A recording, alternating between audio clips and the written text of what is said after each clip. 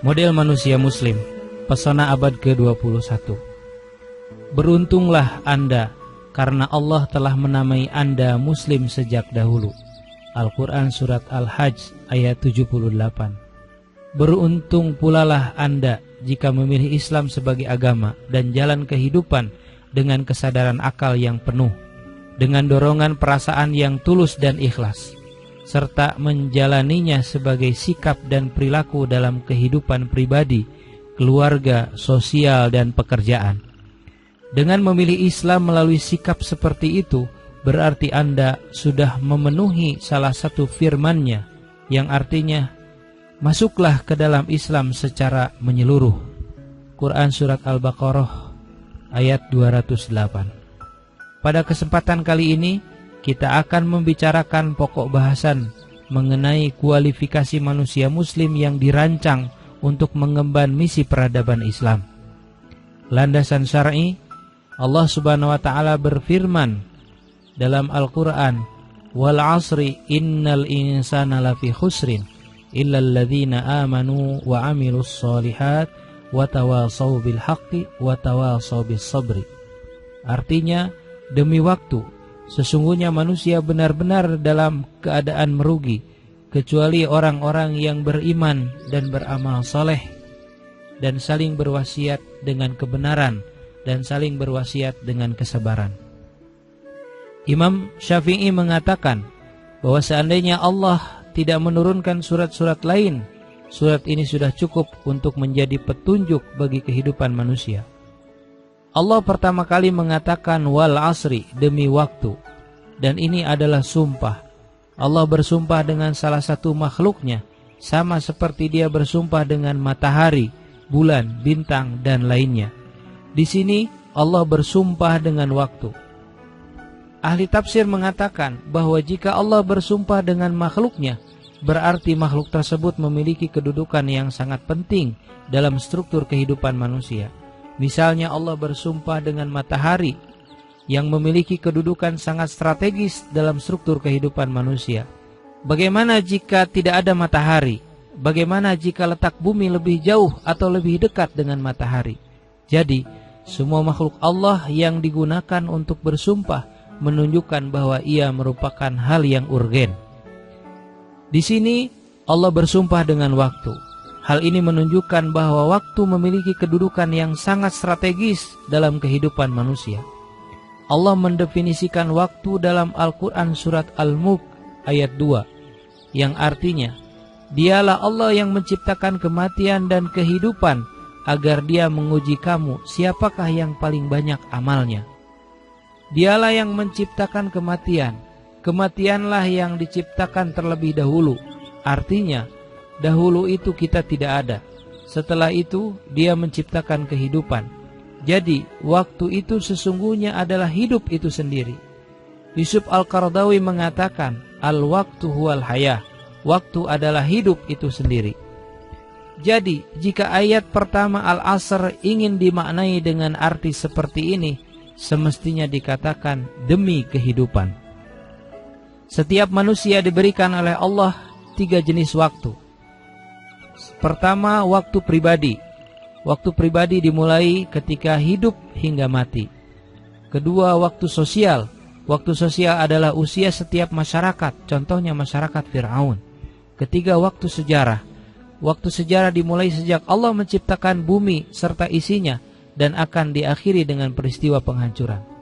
Oleh karena itu, waktu di sini bisa berarti batas masa kerja. Kemudian, karena Allah mengatakan agar dia menguji kamu siapa di antara kalian yang paling banyak amalnya, Allah menguji dalam rentang waktu itu. Ada 4 fasilitas yang diberikan Allah kepada manusia dalam kehidupan ini. Pertama, waktu sebagai kesempatan hidup. Kedua, bumi sebagai tempat tinggal. Ketiga, tubuh manusia sebagai perangkat. Keempat, Al-Quran sebagai pedoman yang merupakan sistem yang dipakai manusia untuk mengelola buminya dalam rentang waktu itu sesuai dengan petunjuk sistem tersebut. Setelah itu, Allah membuat sebuah pernyataan pada ayat selanjutnya yang dimulai dengan kata inna. Dalam bahasa Arab, kata tersebut disebut kata penguat, yaitu kata yang berfungsi menguatkan. Misalnya, si fulan berjalan-jalan. Kalimat ini hanya berita biasa. Namun ketika dikatakan sungguh si fulan berjalan-jalan, ada nada yang menguatkan. Berarti kata sungguh memiliki pengaruh secara psikologis dalam membuat pernyataan. Kemudian di depannya ada alif lam. Inna al-insana.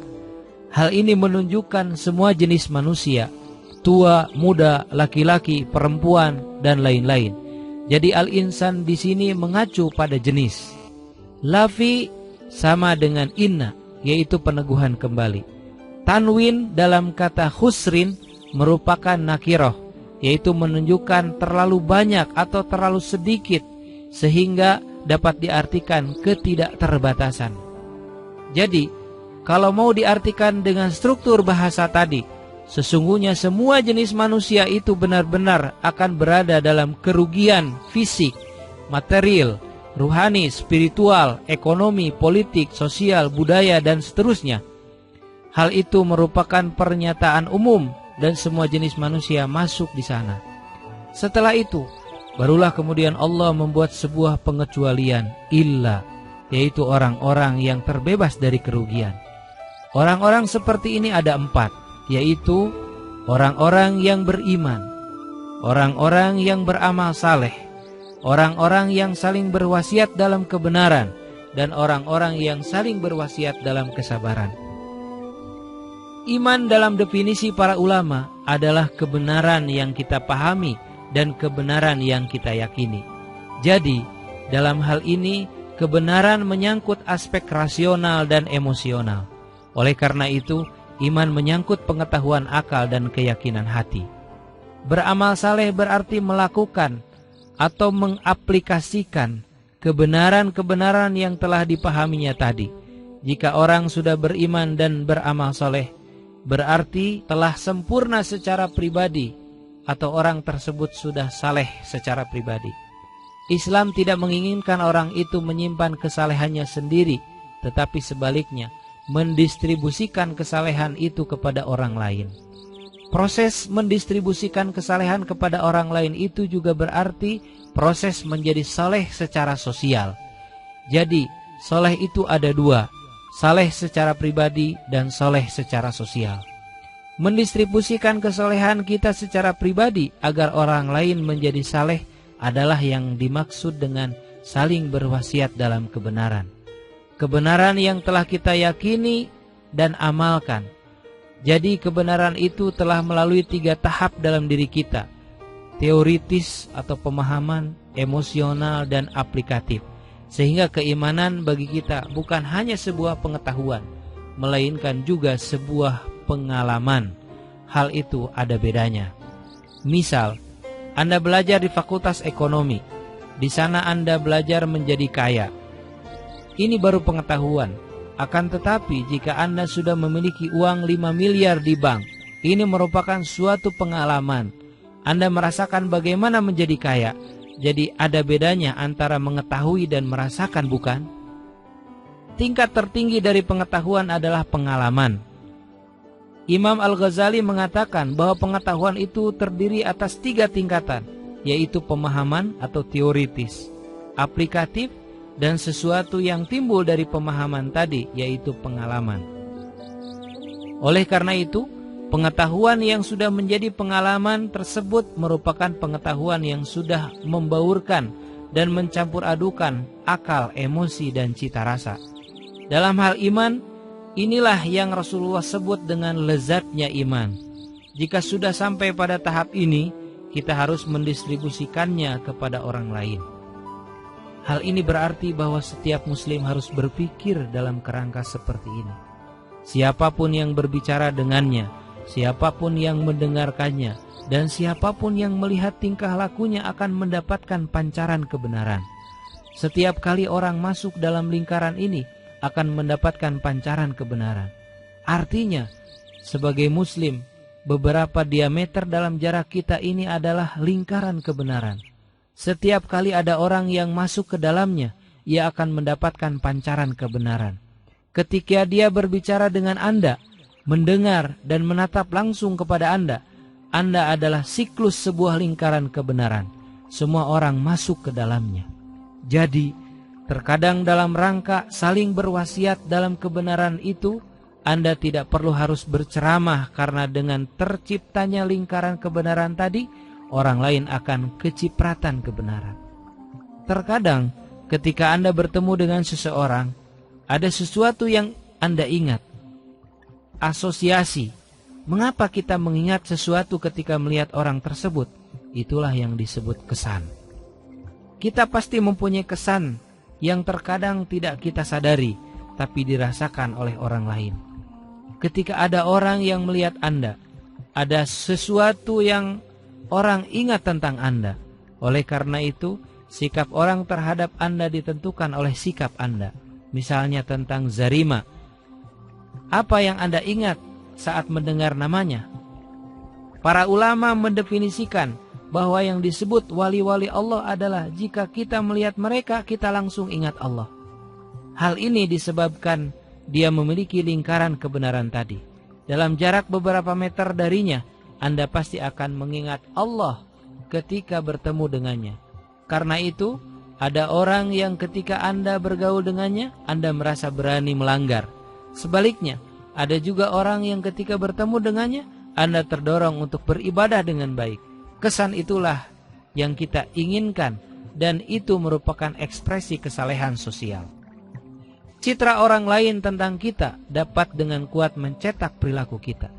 Jika Anda sudah dicitrakan sebagai pelawak, Anda akan sulit menembus citra itu kembali.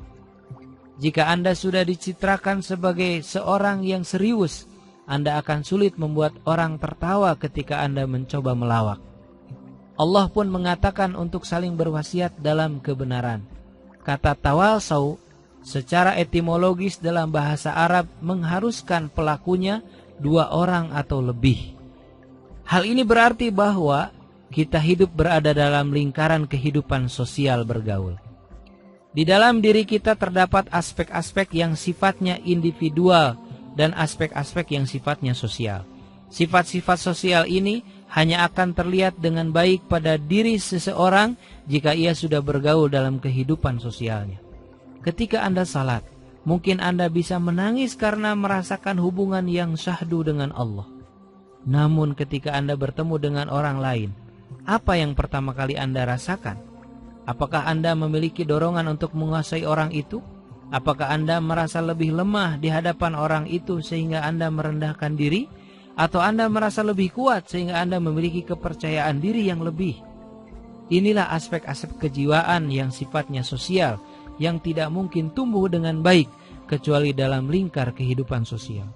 Oleh karena itu, ada orang yang dapat menjadi baik secara pribadi, tetapi tidak bagus secara sosial.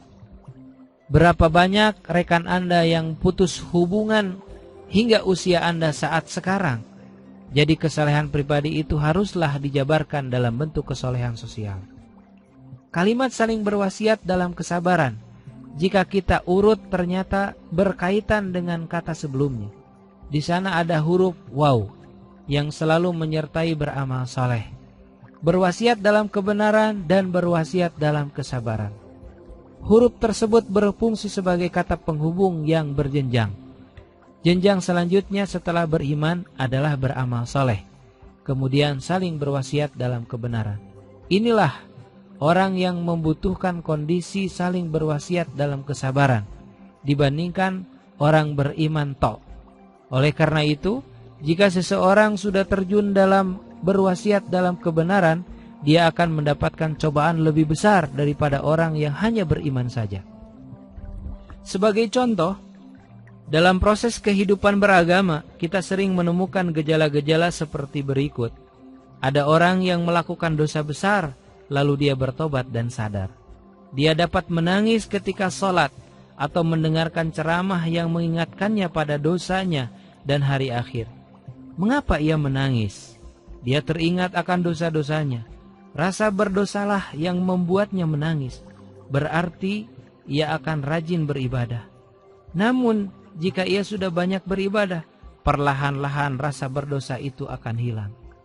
Rasa bersalah pun ikut hilang, sehingga getaran ayat-ayat yang ia dengarkan sudah tidak sedahsyat seperti sebelumnya.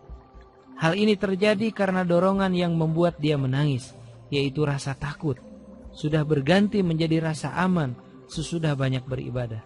Jika teringat Allah, hatinya akan tentram, sehingga ia tidak perlu menangis lagi. Namun, hal itu akan membuat ia kehilangan salah satu faktor yang selama ini justru memberikan getaran terhadap jiwanya.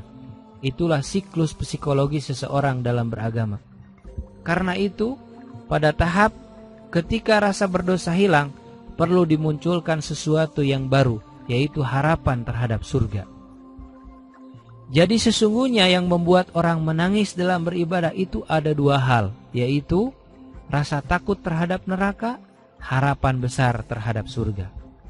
Namun, ada satu hal lagi di atas kedua sebab di atas, yaitu keyakinan yang senantiasa hadir akan kebesaran Allah Subhanahu wa Ta'ala.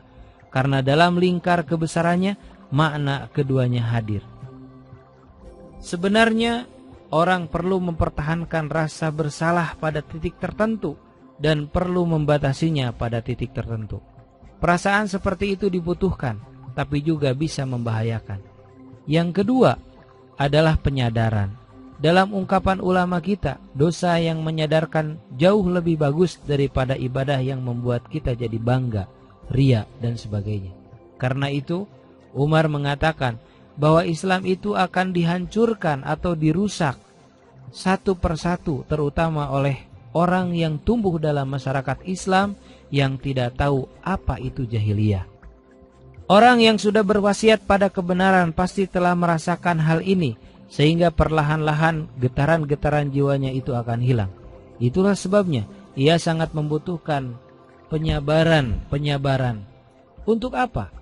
Agar setelah ia melalui tahapan dirinya, ia mulai bergaul dengan orang lain dan mulai mengenal banyak tipe orang yang tidak semua orang dapat bersabar menghadapi.